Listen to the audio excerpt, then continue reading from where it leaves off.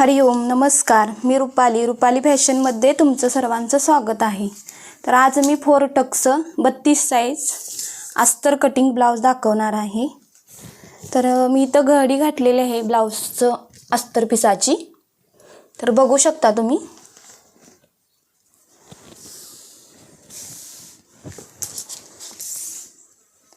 तर इथं पूर्ण उंची माझी 12.5 येत आहे.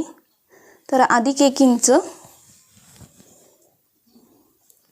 13.5 घेत आहे.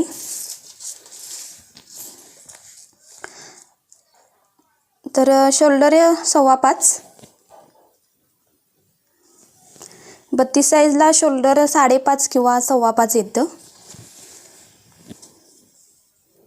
कुणाला पट्टी शोल्डरची मोठी आवडते, कुणाला लहान आवडते. तर ज्यांना लहान आवडते त्यांनी 5.25 ठेवायचं आहे शोल्डर, आणि ज्यांना मोठी आवडते त्यांना 5.5 ठेवायचं आहे. तर मुंडाही 5.25. ज्यावेळेला शोल्डर 6.25 येतं त्यावेळेला मुंडाही सेम ठेवायचा आहे 5.25. तुम्ही ज्यावेळेला शोल्डर 5.5 घेता त्यावेळेला मुंडाही 5.5 घ्यायचा आहे. तर आपलं 32चा 8 येत आहे चौथा भाग. कुठल्याही साईजचं तुम्हाला ब्लाऊज शिवायचं असलं तर चौथा भाग काढायचा, अधिक त्यात 1.5 इंच करायचं मार्जिंगसाठी. तर इथं चौथा भाग माझा 8 येत आहे आणि मी त्यात अधिक 1.5 केलेले आहे मार्जिंगसाठी. हा झाली बॅक साईड. तर इथं 1.25 घ्यायचं आहे मागील भागासाठी, आकार देण्यासाठी 1.5 इंच ठेवू शकता.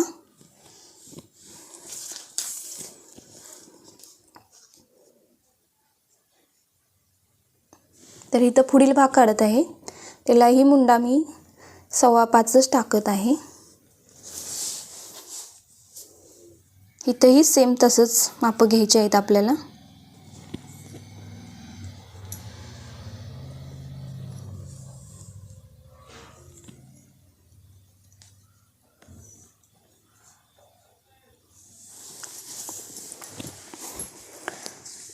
इकडेही 13.5 इंची पूर्ण घ्यायची आहे.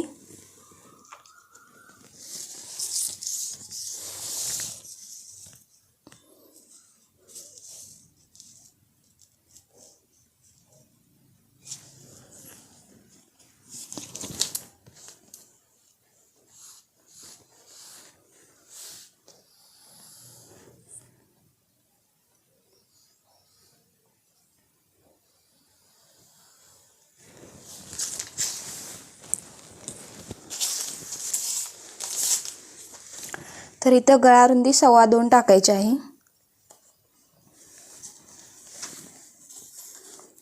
पुढील गळा 5.5 आहे. तुम्ही ज्यांचा ब्लाऊज कटिंग करणार आहे तेवढ्याच साईजचं पुढील गळा टाकायचा आहे.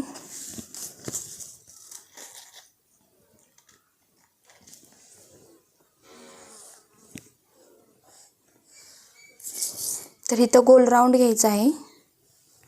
इथं तुम्ही 1 इंचही ठेवू शकता आणि 1 इंचाला कमीही ठेवू शकता. पुढील भागासाठी 1 इंच मुंड्यात आकार देण्यासाठी.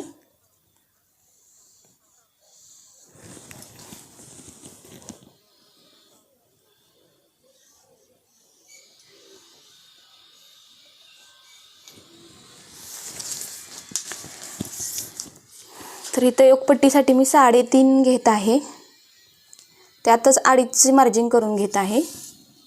इकडल्या साईडला 2.5 इंच घ्यायची आहे. योकपट्टी आपली 2.5 आणि 3.5ची असते. तर 2.5 इंचावरती सरळ रेष, इकडे 2.5 तिकडं 2.5 सरळ रेष मारून घ्यायची आहे.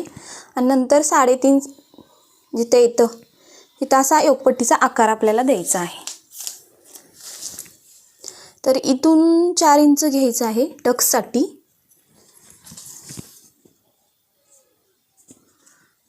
इकडे 1.5, परत असा क्रॉस लावून घ्यायचा आहे टेप.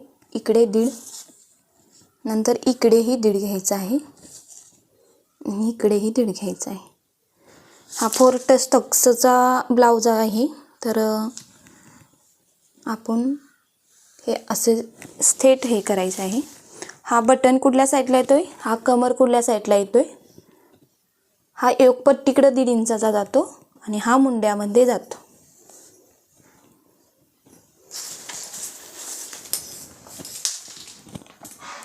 तर बघू शकता पूर्ण माप टाकून झालेले आहेत. आता मी कटिंग करत आहे. तर पहिल्यांदा आपण शोल्डर कटिंग करायचं आहे आणि पुढील भाग नंतर कट करून घ्यायचा आहे. तुम्ही माझ्या चॅनेलवरती नवीन असाल तर सबस्क्राईब, लाईक, शेअर नक्की करा. कमेंट करून नक्की सांगा तुम्हाला कुठल्या साईजचं कटिंग हवं असेल, कटोरा, फोरटक्स, तर कमेंटमध्ये नक्की सांगा. मी नक्की व्हिडिओ बनवेल त्याच्यावरती. त्या योगपट्टीचा मी आकार दिलेला आहे. पुढील गळा कटिंग करून घ्यायचा आहे.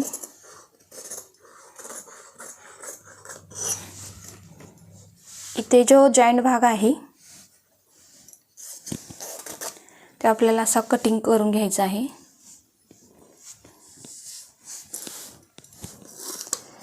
हे बॅक साईड.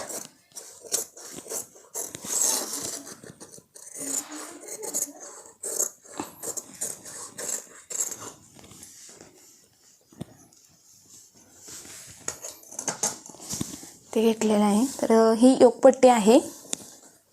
आपल्याला डायरेक्टची योगपट्टी असली तर फक्त आपल्याला 1/2 इंच वाढवायचं आहे खालच्याही कुठल्या भागाला. आणि जर सिंगलच्या पट्ट्या असतील तर 1/2 इंच वाढवा. असं प्रत्येकाचं काही डायरेक्टच योगपट्टी निघते असं काही नसतं. कापड जसं असते त्या पद्धतीनं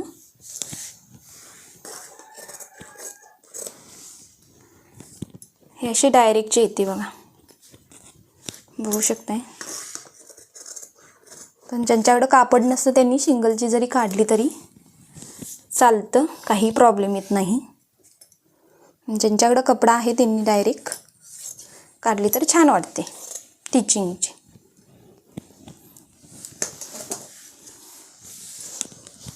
आता मी बाहीचं दाखवत आहे.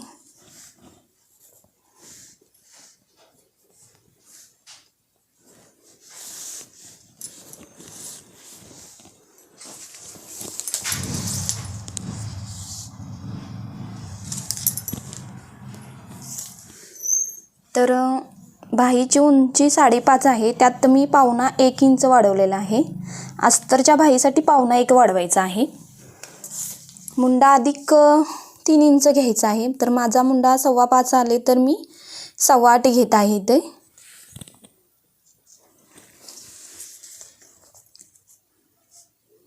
इथे 1.5 इंच.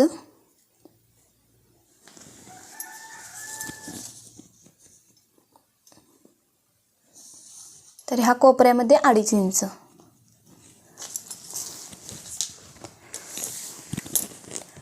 तर हा 1.5 इंचाला भाग आपला आकार मिळवायचा आहे आणि हा खोल आकार द्यायचा आहे पुढल्या भागासाठी. आणि इथे अस्तरची बाही आहे म्हणून मी क्रॉस देत आहे. तुमचं कॉटनचा ब्लाऊज पीस असेल तर तुम्ही 1.5 इंच उंची वाढवायची आहे आणि अस्तर असेल तर 1.25.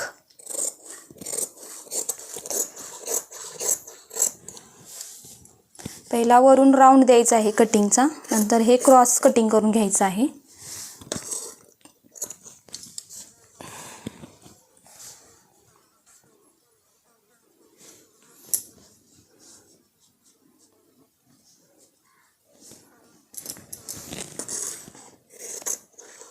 हा 1/2 इंच पुढील भागासाठी कटिंग करायचा आहे.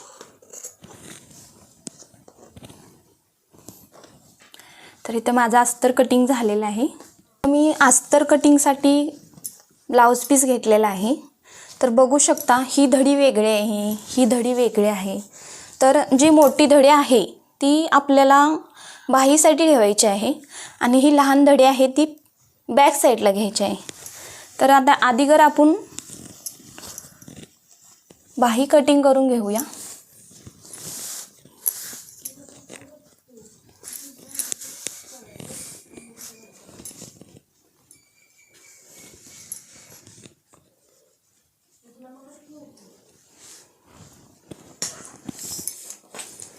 पाव इंच कापड ठेवून पाव किंवा अर्धा असं कटिंग करायचं आहे.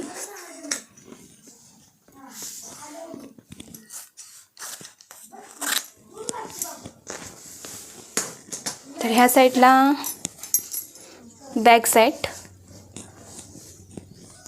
कटिंग करून घ्यायची आहे. असं वेगवेगळ्या धडी असल्या तर डायरेक्ट घडी घालायची नाही पिसाची, कारण पीस खराब होऊ शकतो, चुकीचं कटिंग पण होऊ शकतं. तर मी इथं बॅक साईड दाखवत आहे.